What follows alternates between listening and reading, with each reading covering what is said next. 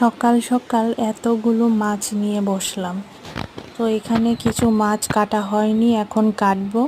আর কিছু মাছ কেটে রান্না অলরেডি বসিয়ে দিয়েছি। তো এগুলি হয়েছে মলায়া মাছ, আর যেগুলো রান্না হয়ে যাচ্ছে মানে এখনও কড়াইতে দেওয়া রয়েছে ওইগুলো হলো ট্যাংরা মাছ। একদম হলুদ হলুদ ট্যাংরা যেগুলো হয়, ডিম ভর্তি হলুদ ট্যাংরা মাছগুলো, বড় বড় সাইজের ওই ট্যাংরা মাছগুলো। তো ওই ট্যাংরা মাছগুলো দিয়ে এখন ধনেপাতা দিয়ে মেথি দিয়ে ঝোল করছি। ওইটা কড়াইতে বসানো রয়েছে।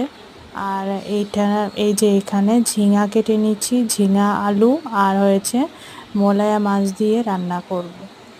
তো আগে ঝিঙাটা কেটে নিচ্ছি, তো তারপর হয়েছে মাছগুলো কাটবো। মাছগুলো কিন্তু মানে অনেকটাই বড় বড় সাইজের ছিল, আর খুব ভালো ছিল মাছগুলো। তো আমার কিন্তু সবচেয়ে থেকে ছোট মাছের মধ্যে ট্যাংরা মাছই খেতে ভালো লাগে। ট্যাংরা মাছ আমার খুব ফেভারিট। আর বড় মাছের মধ্যে আমার মানে পাবদা মাছটাই মানে সবচেয়ে থেকে ভালো লাগে।